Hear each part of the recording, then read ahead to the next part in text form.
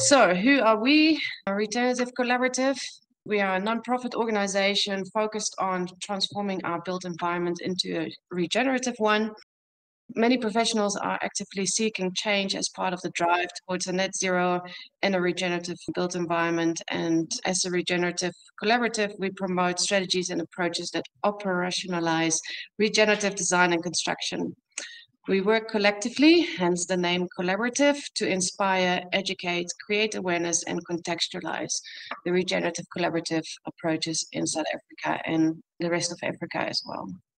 So we do this through monthly webinars like this one and other educational events that showcase regenerative design and construction strategies.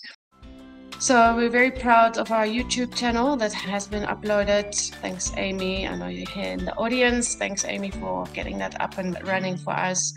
You can see any of the previous webinars on our YouTube channel all the way back to 2021.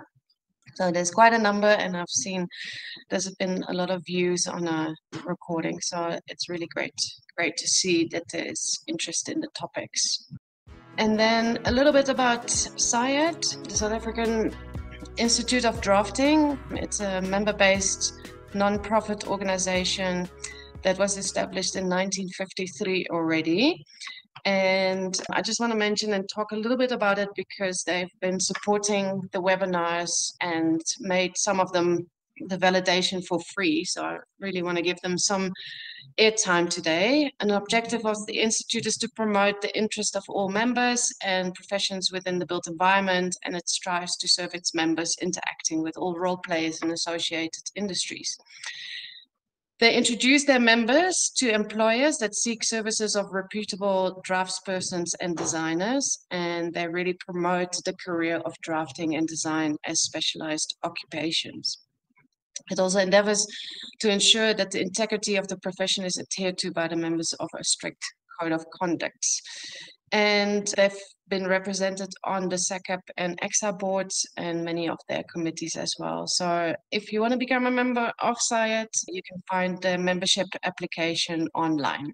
We really appreciate the support from SIAD for the webinars.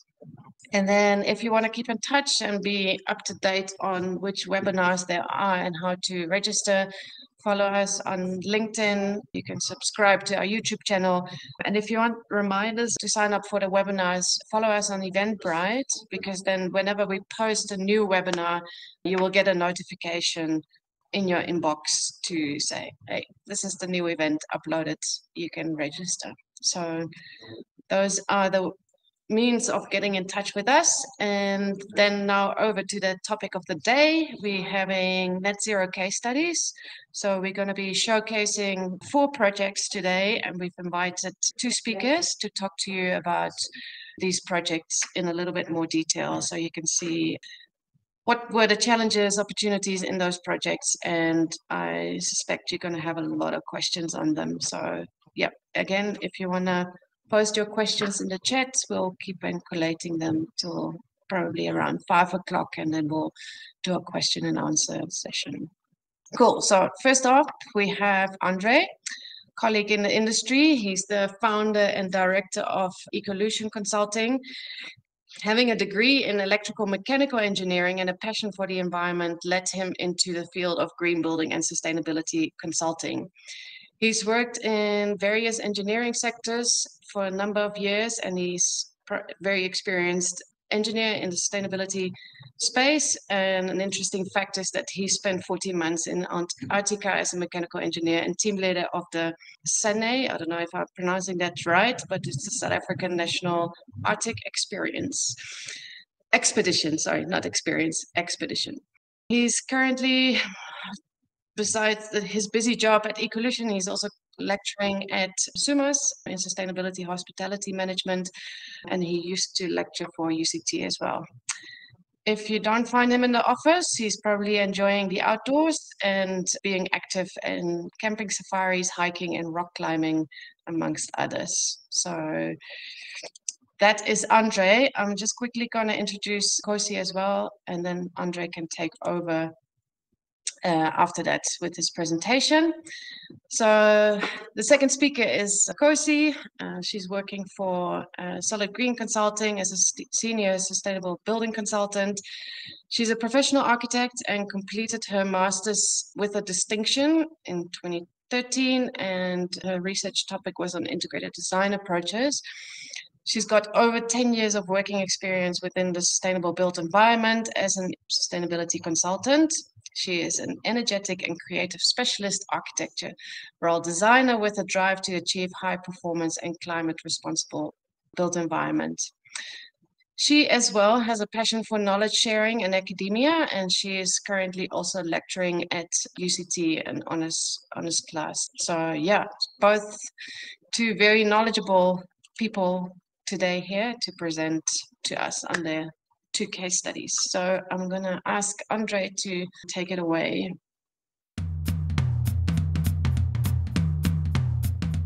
Excellent. Good afternoon, everybody.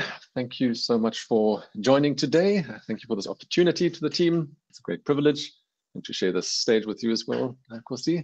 So yes, it's a privilege to talk to you about net zero case studies. It's a really fascinating part of our world, of the green building and sustainability movement, one that really takes, I guess, a reduction in impact to neutralizing or even redressing impact, which is where we truly need to head. So the first one that I'll be talking about is a gym or a health club. It's a Virgin Active gym in Constantia, and that gym achieved a net zero waste certification a couple of years ago. This one I'll talk through with a little bit less detail, and then I'll be focusing on the second one. So please, as Marloes mentioned, if you have any questions, I will be able, or I hope I'll be able to answer those as well, even if the detail wasn't here now. So yeah, let's dive straight in. So this project achieved its net zero certification in early 2019. It was part of the pilot program of the Green Building Council's net zero tool at that point in time, still in so-called pilot format. And it achieved a level 2, which means occupant waste certification. So not from construction waste, not from demolition waste, but really the operational waste of an ongoing and operational gym. It also achieved the certification on the basis of being modeled, so calculated how much waste is to be generated and offset. And it included some offsets, which all of this we'll talk through shortly what that means. So the certification from the Green Building Council really gives some credibility to what was achieved. But for today's session, I'll actually be talking to you about how we achieved that outcome and what in the end resulted in that certification. So it was a multi-tiered approach. It relied on a in-depth and comprehensive operational waste management plan that was implemented at that gym, which was in line with the national waste management plan that was rolled out to all of the Virgin Active gyms. This was one of the first gyms to really trial and test that out and see what kind of waste separation on site was the most effective to really engage members, where a fairly large part of the waste was generated, but also to engage back of house staff and also the food outlets that are in the gym. So multiple sources of waste, multiple stakeholders in such a campaign, and the operational waste management plan try to really include all of those nuances. After some time after that was implemented, the next phase was to do a so-called investigation.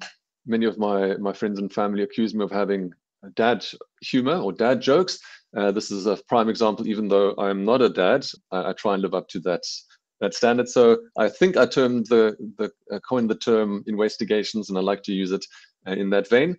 So what we can see here on the graphs is just to try and distinguish between the different sources, the different business entities that were generating waste. So the catering, both the production of the food and drinks that the catering was offering, as well as the waste that the members that made use of that generated. Then on the gym floor, water bottles and the like, back office, from the canteen, from office-based activities like waste paper and the like as well. So good to understand where the waste was coming from and to be very targeted, to first target on the biggest tickets, which, as you can see, by far came from the catering activities. Then to break that down during the investigation, it was broken down into the various kinds of materials that arose and that needed to be taken care of. You can see again speaks to the catering business activities, mostly compostable, so organic matter, a fair bit of plastic, packaging mostly, a fair bit of glass, beverage containers mostly, paper and tins as well, only small amounts, and then the remaining component was non-recyclables. So in this gym in particular, this investigation showed about 3.2% of the waste was not able to be separated and diverted from landfill at that point in time. It was a fairly comprehensive multi-month investigation, as compared to the national average of the Virgin Active gyms that came in at about 7% that still went to landfill. So just in this certification, a note that even though this gym in particular achieved a 97, almost 97% diversion rate, so only 3.2% going to landfill, the national average was used to be sure that even if the operating conditions in that gym changed, it would still be a sound and credible certification. So then that was coupled with really, I wouldn't call it aggressive, but quite comprehensive and quite strong messaging throughout the club to create awareness regarding waste management, the impact that may have, and best practice on how to contribute towards mitigating waste arriving or arising in a gym.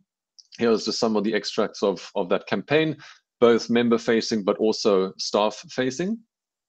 And then the amount of waste that was still heading to landfill in order to be considered completely net zero in that version of the tool was quantified, was converted into carbon impact, carbon emissions through so-called DEFRA factors, and then a equivalent carbon offset certificate was purchased for the preceding 12 months and for the following 3 years during the validity period of that certification. And that resulted in a net zero outcome based on the figures of a 12-month period under review. So that was a comprehensive, credible strategy. What I wanted to mention also is at the same point in time, a campaign was launched, which was the long-term aim to replace the carbon offsetting with actual so-called waste offsite activities or waste offsetting by allowing members of the gym to bring to the gym their commingled dry recyclables, and those recyclables would then contribute or would flow into the gym's waste management practices and scheme, and then be diverted from landfill as well. And hopefully at the end of that period, the aim was to facilitate as much member recyclables at least as was sent to landfill by that gym. Okay, that's a broad overview. Just to really recap, some of the challenges was to speak to the various different kind of stakeholders. In particular, the membership is a broad audience, different practices that they each practice at home and at their various places of work. So speaking to a broad audience, different levels of education and awareness, also different stakeholders or different users in the business entities in the gym itself, from catering to back of house to on the floors, and really bringing the message across and bringing on board all of those different stakeholders and different activities was quite a challenge. It was also quite a challenge to ensure that the mechanism through which net zero was achieved was one of permanence, that the various agreements in place to continue analyzing the waste and separating the waste and diverting that from landfill was contractually embedded, that the various waste management companies had the necessary licenses to do so and to continue to do so, and that all of that could operate on an ongoing basis and into the future. Yeah, so that's really a broad overview of that project. And please, if any questions came to mind, note them down. We'll give an opportunity to hopefully answer those shortly. Okay, the next one is a completely different project. The project is called Too Damn Sustainable. It certified net zero carbon also quite a few years ago by now. It is a farm in the mountains near Montague in the Western Cape of South Africa, and is a trout farm first and foremost. It is also has guest accommodation. There's 4 cottages on the farm for for especially nature-loving guests to enjoy, say, a weekend away or to do some workation, to remotely work in a beautiful setting. It achieved a net zero carbon certification, again, during the pilot phase of that tool. Level 2, which means both the base building systems and occupant emissions attached to their plug loads and to their various activities. It was measured, so it's based on actual energy metered data. It also included some offsets, and the certification was achieved late in 2017. Okay. So I'm going into a little bit more detail to give some context just in terms of location. We're looking at Cape Town on the left-hand side, and it's up the N1 and in the mountains, quite remote location over here. A personal disclaimer, I've got a strong connection with this particular project. It is my brother and family who live and work on that farm. So I've got a close connection from multiple points of view. I'm not just the green building and sustainability consultant, but also it's a favorite spot to come and visit. And interestingly enough, for those that were aware of the recent storm and flooding in Cape Town now this past weekend, I happened to be there that weekend and actually got cut off from returning, spent an extra 2 days there and only managed to get back yesterday. So indeed a remote location in the mountains. And as I mentioned, the primary activity here is farming for rainbow trout in what is called a recirculating aquaculture system.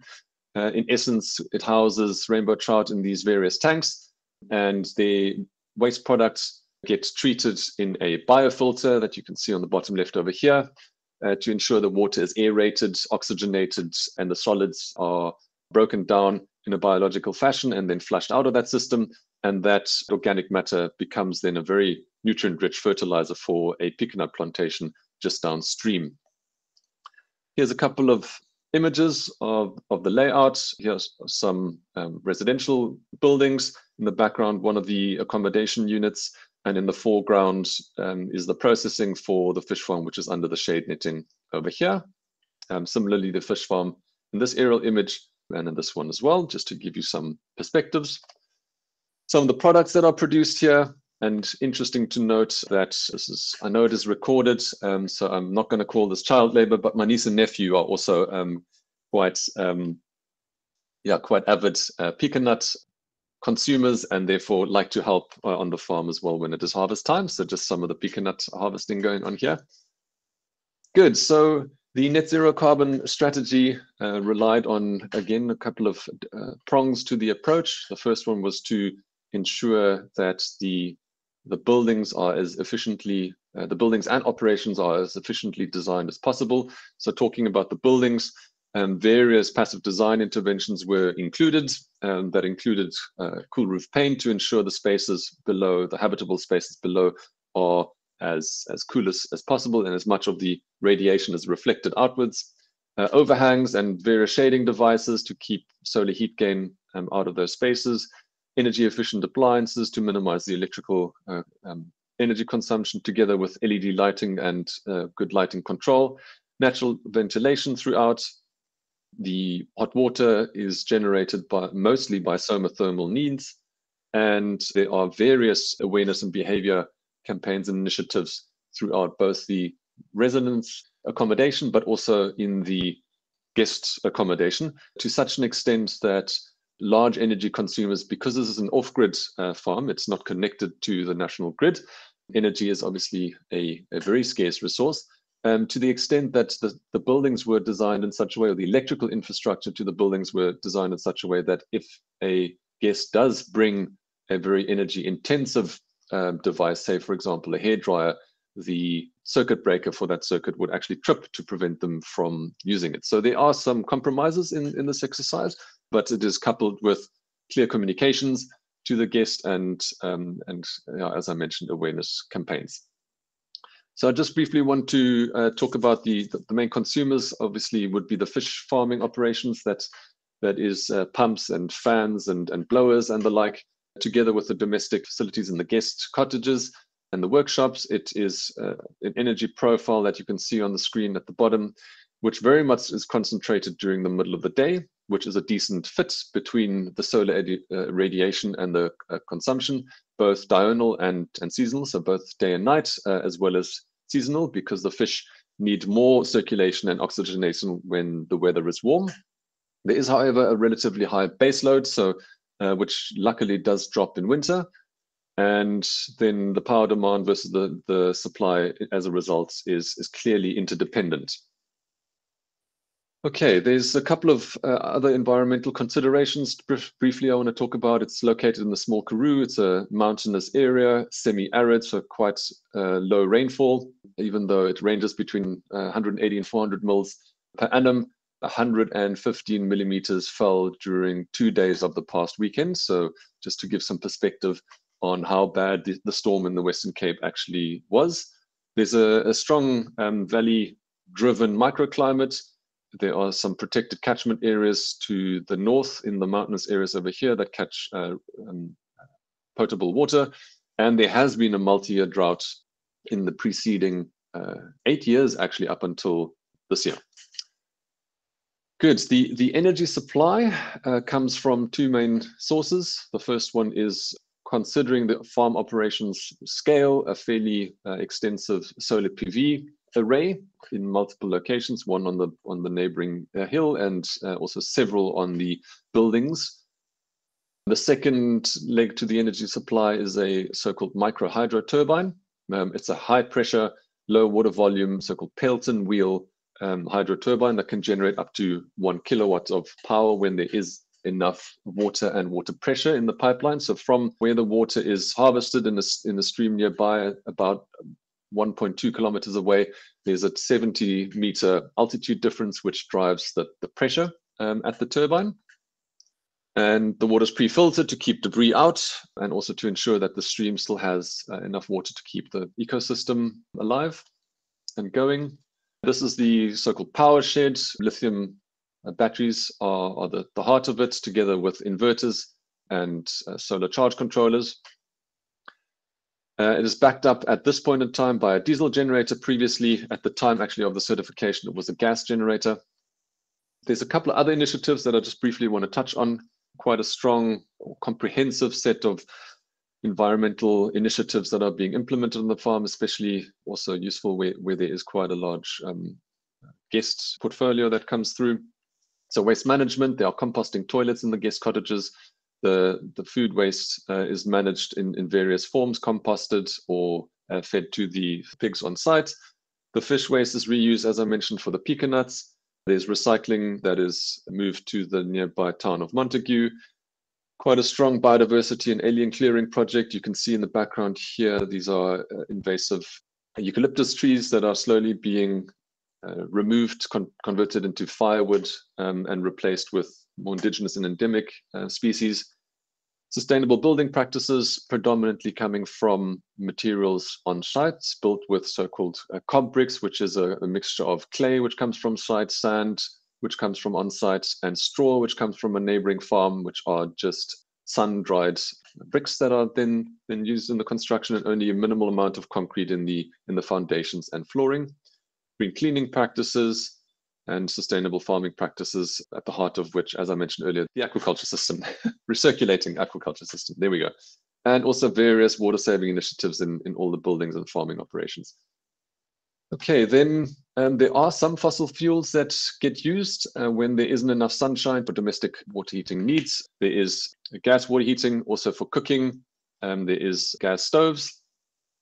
And as I mentioned, during the months or during the time when the certification was compiled, leading up to October 2017, LPG gas backup generator was in place for inclement weather and as a fallback when maintenance was required. So all of that resulted in a much more energy efficient consumption that was then supplied predominantly by renewable energy. The balance that wasn't able to be sourced from renewable energy, those fossil fuel based energy sources that I mentioned, amounted to the quantums over here. And this was converted into carbon dioxide equivalent through the relevant conversion factors. There was figures that were added or rounded up, if you will, to account for losses. For example, at the bottom of gas bottles, there's always some loss when the bottle is returned and refilled. So very conservative calculations. And this together resulted in those 13% of offset that I mentioned earlier and as a whole in the carbon neutral total outcome. There's a couple of obstacles that one would face in such a remote or unique scenario. A few that I'd like to talk about include the following. So the remoteness of the site and the resulting logistics and coordination challenges were quite something to manage, and also oftentimes resulted in cost increases just because of travel distances and travel time. There was a dependence on consistent and reliable electricity for the farming operations. So simply put, if one switches off the pumps and the fans, the fish die quite soon. So reliance was very important, and the system needed to be very reliant and have the necessary redundancies in place. The area, despite what happened in the past weekend, has a considerable lack of water. The Western Cape drought that many of us will still remember from a few years ago was actually going on much longer here, and only came to an end earlier this year when rainfall came through more often again. And that dwindling water resource played had quite an impact on the amount of power that the water turbine could generate. Then finding a suitable and qualified and efficient and effective supplier and installer for a fairly nuanced hybrid solution that could incorporate the solar PV, the hydro turbine, and the generators was a challenge, and the initial service provider didn't quite meet the task. So eventually one was found, luckily. Also, the next challenge was fairly high initial funding requirements for such a off-grid solution. And from an accounting point of view, we had some challenges to develop the methodology initially to quantify the remaining carbon impact. As you can imagine, small consumers like a gas stovetop from a bottle that isn't metered in a domestic application is a bit of a challenge. And in the end, we found a methodology that was based on purchases of gas bottles and resulted in a robust approach. A couple of the project wins that I want to share with you. We eventually did find a highly competent and very efficient supplier and installer for the system. Massive savings of electricity and associated costs from the various energy efficiency initiatives, and also other beneficial environmental impacts. Avoiding the need to invest in and install a mains grid connection, which in the closest potential location was at least 3 kilometers away. Avoiding the cost of that, also avoiding the aesthetic impact of overhead lines that would have had to be installed. It was a huge win on such a tranquil and remote and beautiful piece of land. Being independent of the grids is a huge win. I think just for humor, my brother and sister-in-law have the load shedding app installed on their phones, and it always puts a big smile on their face when they see that there is load shedding in their area and they are unaffected. So that is obviously a huge privilege relative to the rest of us in South Africa. The ability to justify and source the required funding to be able to put that system in place. The solution that was found and the offsetting project that was identified was considered by the project owners as a worthy project that they wanted to support. There's also a strong connection with doing the right thing and ensuring that the carbon neutrality is aligned with the values of the operation on the farm, and then the ability to minimize and then also neutralize all the negative effects of the energy consumption associated with the various operations. Okay, there we go. That's all I had to share for this afternoon. Thanks. I'm just going to take the liberty of being the facilitator to ask a question. Was that too damn sustainable? I love the name, by the way. It's lovely. It's really cool. You must have noticed that there are two dams on the farm. Oh no, I did not notice that. Yeah, well, obviously there should be. Intentional play of words. Yeah. Was it a completely new project, or did you renovate? Were the buildings there already and you renovated it, or was it completely from scratch? Yeah, it's a bit of both, really. So there were more or less derelict farm buildings, quite old ones, and the one guest cottage is a converted, more than 100-year-old stable, I think, if I remember correctly. And then the other 3 guest cottages were built from scratch in 2019 from that cob brick material that I mentioned. Awesome. Okay, cool. Let me hand over to Khosi.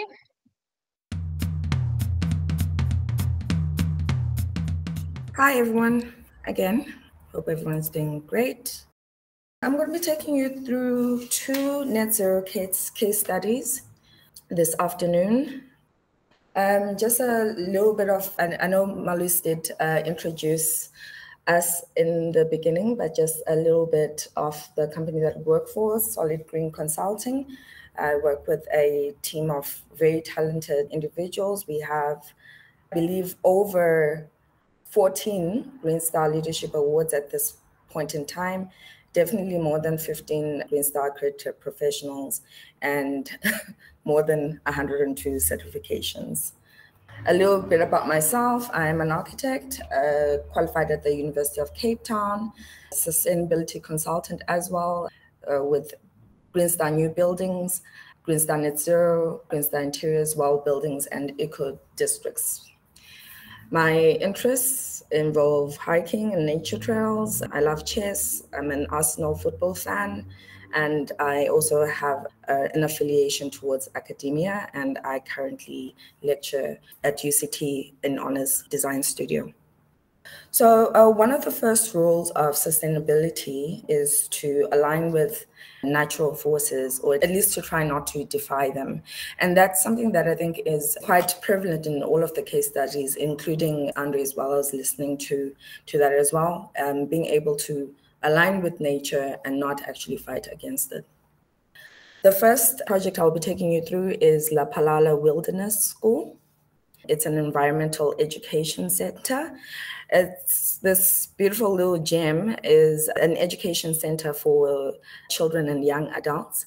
And just fitting their vision is to help children and youth to discover the true value of biodiversity in the natural world and our place within it, and to identify and nurture Africa's future conservation champions. So quite fitting. To locate ourselves, the school is located within Lapalala Wilderness Reserve that is in the Waterberg region of Limpopo. Around here is Polokwane, and some kilometers away is the Wilderness School within the Greater Wilderness Reserve. The site itself, I guess, part of the challenges actually became opportunities with this, in that the site was without any municipal supply or any basic services, including creating roadways to get to the site, no electrical connection, no water connection, all of that. So what it meant is that they had to be able to utilize what was on site and also be as much off-grid. Actually, they are completely off-grid when it comes to a lot of the basic services. A quick overview of the project. It is an education facility. It is located in the Lapalala Wilderness Reserve. The full facility is about 5,500 square meters, and it achieved Green Star Net Zero Level 2 last year.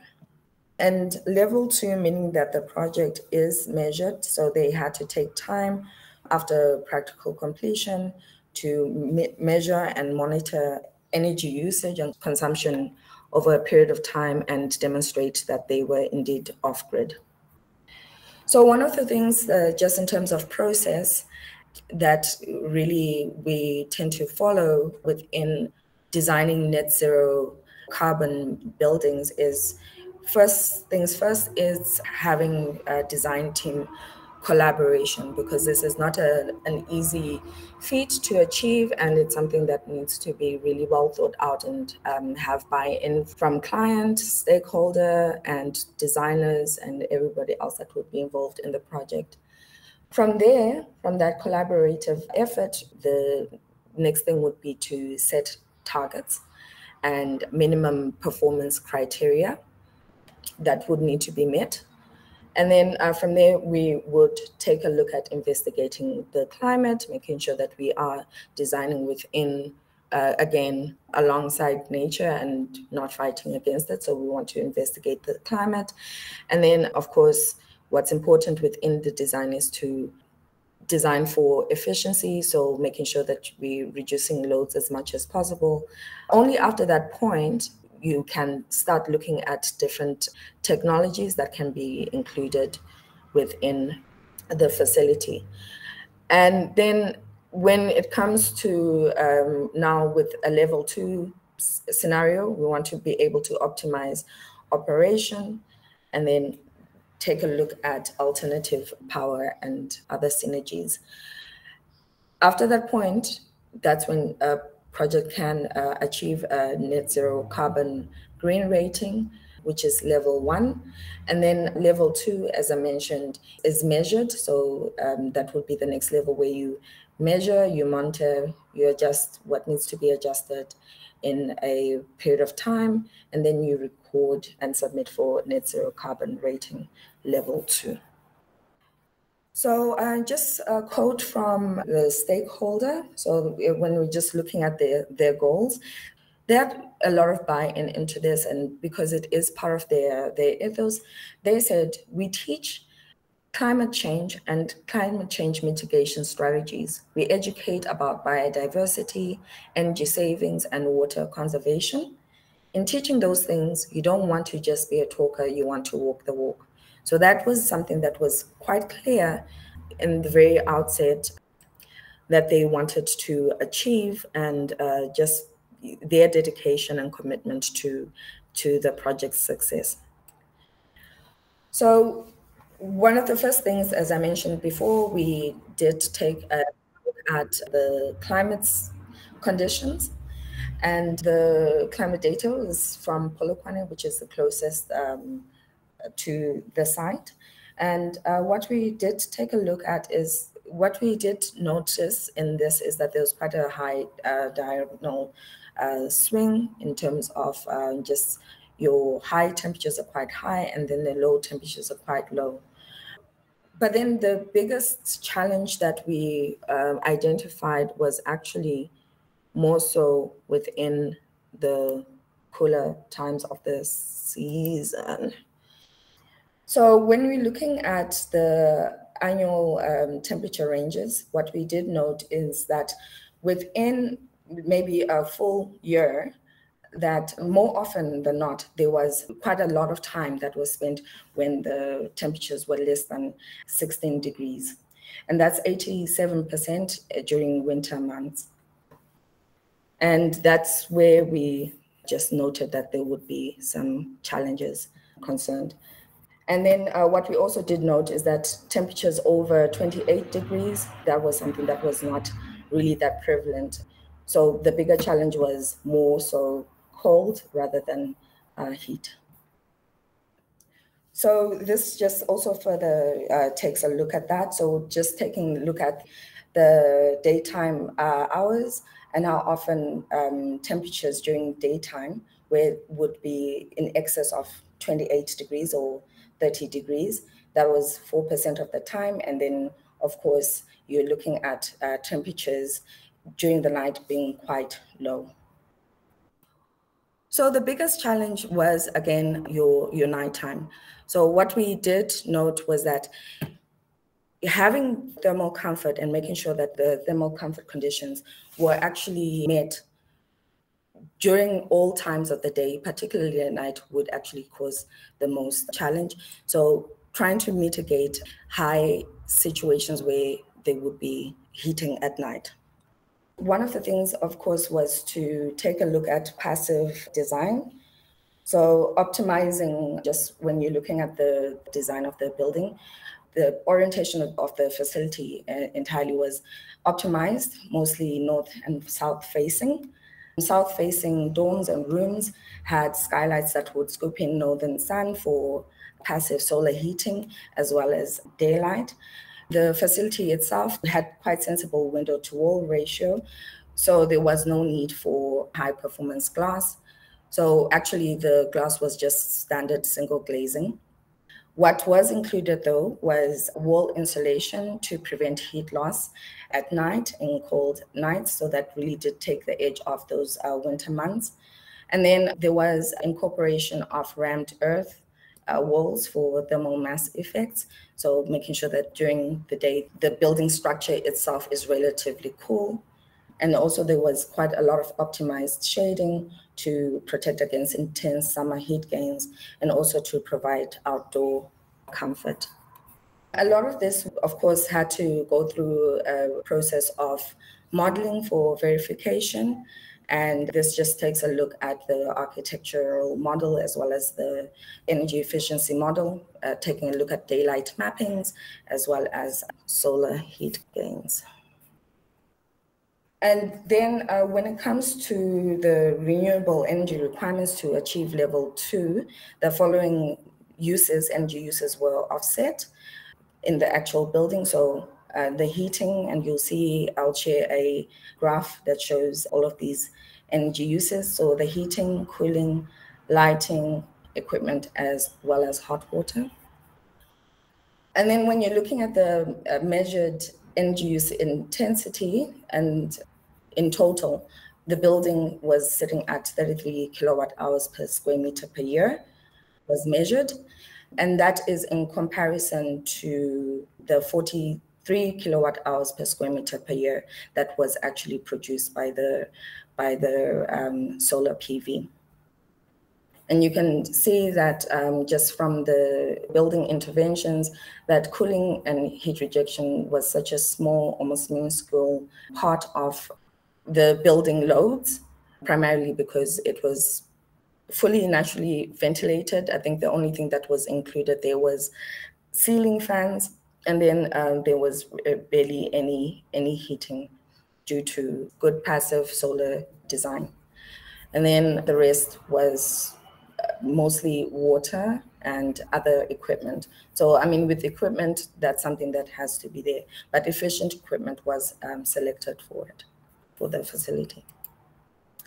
So one of the things is that when it's taking a look at, even with the classes, being able to have cross ventilation, being able to actually utilize that as a cooling method on hot days, fully opening the classroom windows and doors so that during summer, just to provide a comfortable environment while learning.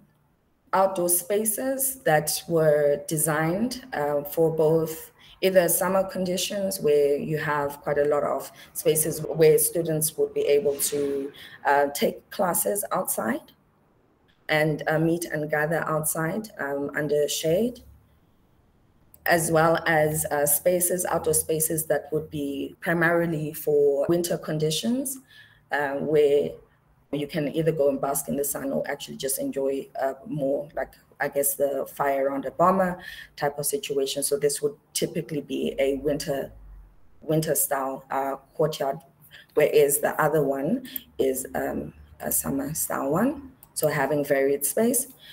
When it comes to their landscaping, they kept it to natural indigenous planting.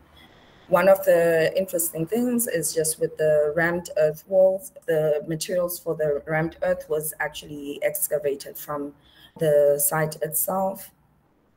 And just a quick overview of the project team. Solid Green Consulting was the sustainability consultant, and I just want to highlight as well here, Local Studio, who were the architect and principal agent. And then the next one that I will just briefly touch on is net zero ecology. This one is relatively new. DSM Firmenich achieved net zero ecology level 2 rating, I believe, just a few months ago. So just an overview definition of what net zero ecology is according to the GPCSA. It is a building or development that does not reduce the ecological value of a site during development for greenfield sites and increases the ecological value of a site for brownfield sites or existing developments. That would be net positive, where you are increasing the ecological value of a site. One of the just quotable quotes that came from the net zero consultant on this project, that is sustainability architect Mark Sherratt, was that we have a collective responsibility as the most dominant species on Earth to care for our local species in need of our protection. So that became of course, one of the driving things that were statements that came into the development in general. So where is DSM Firmenich? It is in Midrand. This is Midrand CBD, and it is located just above. The project typology is an urban ecology landscape. This was primarily a landscape endeavor. The project area, that's a landscape area, is just over 1,200 square meters. And just in terms of process, when looking at this, it would be quite similar to the net zero carbon that we just looked at. There's a certain process and formula that we would also start taking a look at within net zero ecology. So the first item again would be design team collaboration, getting all the stakeholders on board and setting the targets.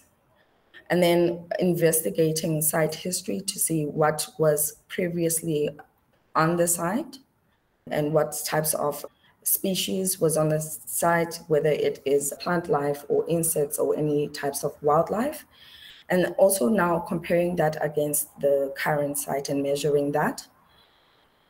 And then from there, we want to start introducing indigenous species, that is also plant life, flora, fauna, and indigenous wildlife or insects.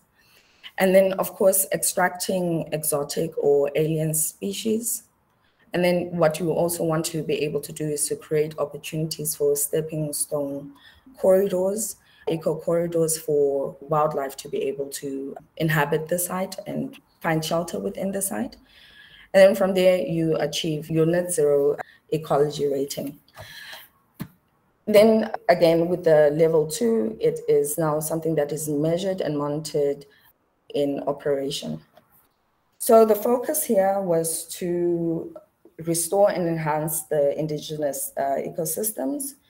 And that was looking at emphasizing native plant species, of course, that support local biodiversity, incorporating any types of wetlands, forests that would be within that site, creating wildlife corridors, as mentioned, and just green connectivity, and also considering the movement of animals and plants within the site. Within Firmenich, what was currently on the site, on most of the site, was Kikuyu lawn, which is an alien lawn type or grass type within Midrand.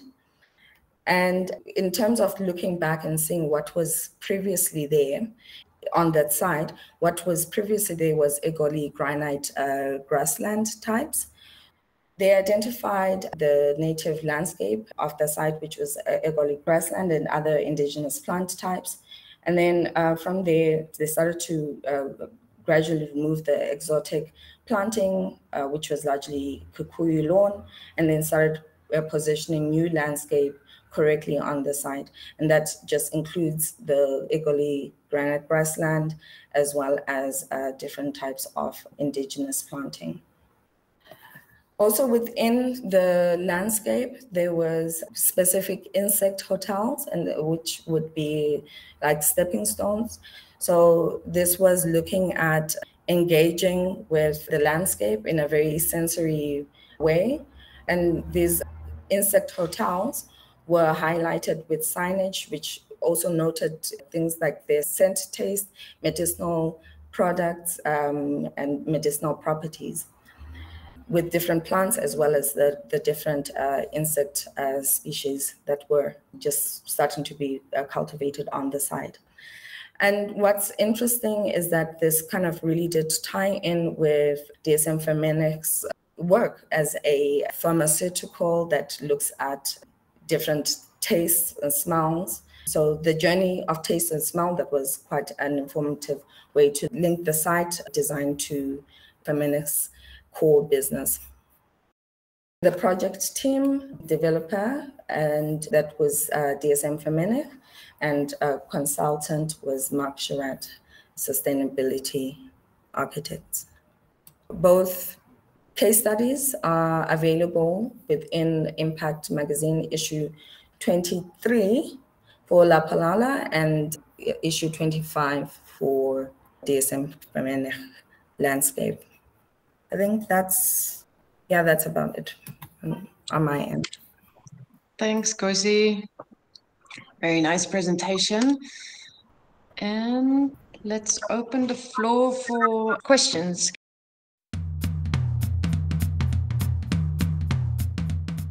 Let's start with the first question that was from James Jobert. I think that was, let's start with the first project because I think there's a lot of questions regarding the different projects. So let's start with the first project, Virgin Active on the net zero waste certification. There was a question from James Jobert asking what's the current status of that project? Because obviously, like we all know, or if you don't know, you have to recertify after 3 years to maintain your net zero certification. So he's probably wondering like what's happening currently at the gym.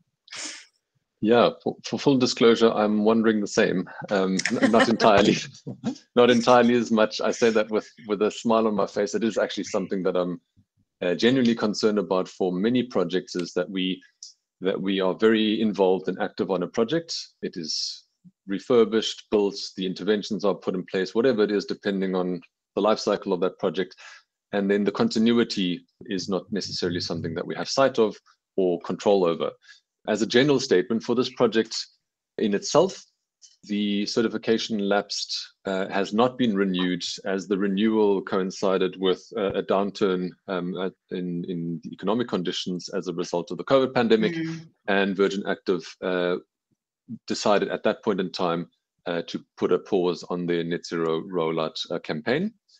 I do know that that gym in particular is currently open, or not open, it's a currently active redevelopment project. And they will be considering many of the similar initiatives from a branding, signage, awareness campaign point of view, waste separation facilities. But the certification itself is currently lapsed and not active. I actually quite like the fact that how they did their offsetting, because with waste, it's obviously like, you know, you can get up to a certain percentage of waste recycled, and what do you do after that? And I really appreciated the way like that gym members can bring their waste to the gym, and that from there it will be recycled. That can be used as a, you know, quite an innovative offsetting methodology, as opposed to, you know, buying carbon credits or, you know, yeah. In this case, just to elaborate on that a little bit, it was both, because that campaign for the members to bring their recyclables into the waste management scheme of the gym was fairly newly launched. It hadn't yet gotten all that much traction, and it wasn't for 12 months. There was not data for 12 months.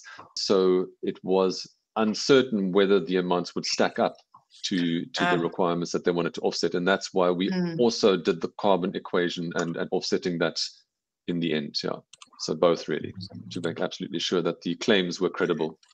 Yeah, good. Thanks for sharing that. Any questions around the waste certification? Don't see any hands. Okay, let's go to the 2Dam Sustainable project. There is a question in the chat around the micro turbines, micro hydro turbines. Can they be fitted in building structures? So I would hazard to say that everything is possible. The reason why they fitted here outside is because there was no need to house them in a building, and it was easier to put a simple weather screen above.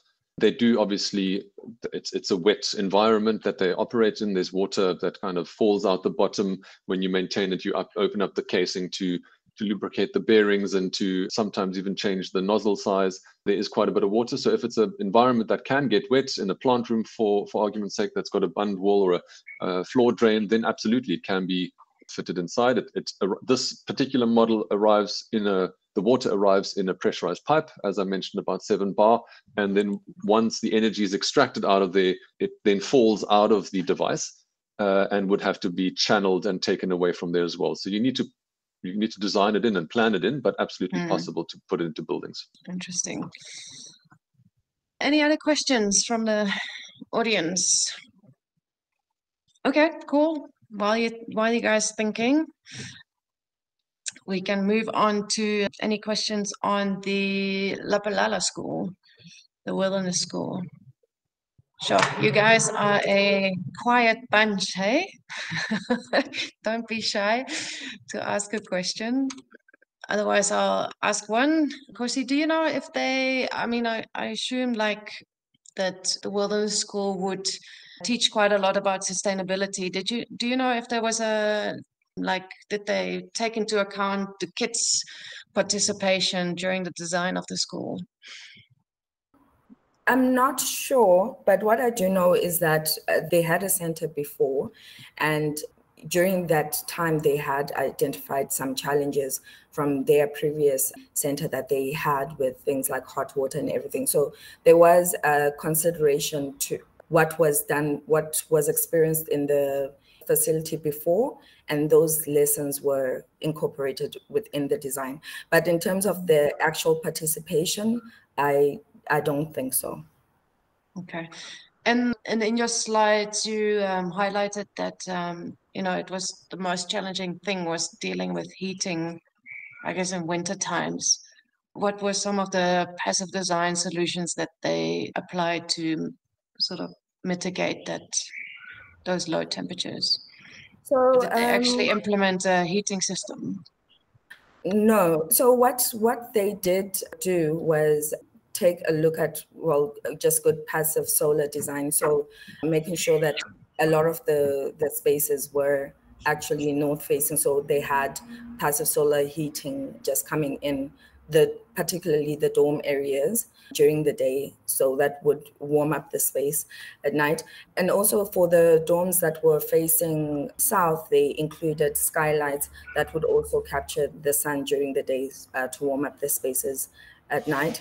And then they included insulation in the walls. So that was one of the major things that they did do. Okay, good. Yes, Andre, yay. I find it very interesting that insulation was included in the walls, but single glazing, in essence, is not a very high performance or well-insulated piece of glass. Can you talk to us about how that balance was struck and why, I guess, was budget directed at wall insulation while keeping the glazing fairly simple? The glazing was kept quite simple because there wasn't high glazing ratios, particularly for the dorm areas. So it was very little glass, and so more so there was more wall to window ratio. So that's why the focus was on the walls as opposed to the windows. Great, thank you. Makes sense. Focus on the bigger ticket. Fascinating project. All right. Yeah, it's a beautiful project, eh? Yeah. So there's a question from Ketan. Who's the client, developer, operator at the school? How is it funded? I think I can answer that one. The school is operated by a foundation. So the foundation is fundraising for the school, and it was part of a larger fundraiser. So I think the foundation is even called Wilderness School Foundation. So yeah, fundraised. Thanks, Ketan, for your question. Cool. Let's move on to the last project, the Firmenich project on the net zero ecology. I think that was definitely the first certification of its kind, and improving the ecology of your site is definitely a huge achievement, and specifically for that project being so invasive with the kikuyu grass. Yeah, any questions around that project? I was also noting on the chat that as part of the larger sustainability drive, they actually started off with getting a interior certification, a Green Star interior certification, and beginning of that project, it was only aimed at a 4-star, and during the process they were adding, and they ended up with a 6-star Green Star interior certification. And then they wanted to look at like what else they can do around their site, and the ecology one is the first one in in the series of certifications that they want to target. So they're also looking at net zero waste and also looking at net zero water, which is quite a challenge as well. So Jennifer, your question for Firmenich, did any insect activity need to be tracked as part of the net positive ecology certification? I have no idea. Khosi, would you know that? No, I don't know. But I'm sure that they would have tracked, because then they did actually create these insect hotels and actually signpost them where they were located. I'm not sure if it fed into the rating itself as part of documentation. Right. Any other questions? Wow, it's very quiet on questions today. What's wrong with the... Normally, I don't have to come up with my own questions. And I've got a good excuse why I don't have many questions. It was my birthday yesterday, and I've got a bit of a cake hangover, so that's my excuse. I don't know what everyone else's excuse is. They're probably all drinking wine. At least people are still with us. I was putting that out to see if people are still there. Okay. Good. And okay, thanks for the congratulatory emojis. Okay, I'll be quiet now. It's always good to see that people are still awake. Keep them coming. Okay, guys. Well, if there's not that many questions from your guys' side, then I'm gonna move on and just close out the webinar. If in the meantime you still come up with questions, please drop them in the chat. It's fine. What's coming for the rest of the year? We still have 2 events to go, after which we're going to take a break in December like everybody else. 26th of October next month, we're doing a webinar around circularity in the built environment. We have 2 speakers around that topic, Jeremy Gibbett and Karen Merle. And they will take us through this topic. And then in November, also a very interesting topic is around the use of AI in the regenerative built environment. So how can we use AI in creating regenerative built environments? I don't know. So I'm very curious to hear more about that. And that's in November. So you can sign up. I think Lisette already posted the link for next month's webinar. So you can sign up for that one, and then by next month we'll create the one for November. And then lastly, I would love to thank our speakers, Andre and Khosi. Thank you Khosi for stepping in for Chilu. Really appreciate that. And Andre, thanks for sharing your experience on these net zero projects. We really appreciate your time and inputs. Thanks, guys. Thanks for the opportunity. Awesome. Then if you have any ideas who can come a sponsor of these webinars, just let us know. We're always in need of sponsors for these webinars to keep them going and to get the CPD validation going. And then lastly, if you want to follow us, join us on LinkedIn, YouTube, or Eventbrite, where you can see our activities as a regenerative collaborative. And also with that, we're always in need for topics. If you have any projects that you think should be showcased on one of these webinars, if you have an exciting, doesn't have to be net zero, but like some sustainable project that you've worked on, please let us know, get in touch with us, and we're happy to present the platform where you can talk about it. So if you have any exciting, we'd like to get more case studies going so that we can all learn from each other and, create a better world through learning from each other. So with that, I'm going to see you all next month on the Circularity webinar. And thank you very much for joining us today. And I really hope to see you next month, hopefully with more questions. This is probably the first webinar in a long time that we are actually closing before time. But I think it was definitely 4 interesting projects and a lot of inspiration for future projects. Cool. See you guys. Have a lovely evening and enjoy. Cheers. Thank you. Thank you, everyone. Bye-bye. Bye, guys.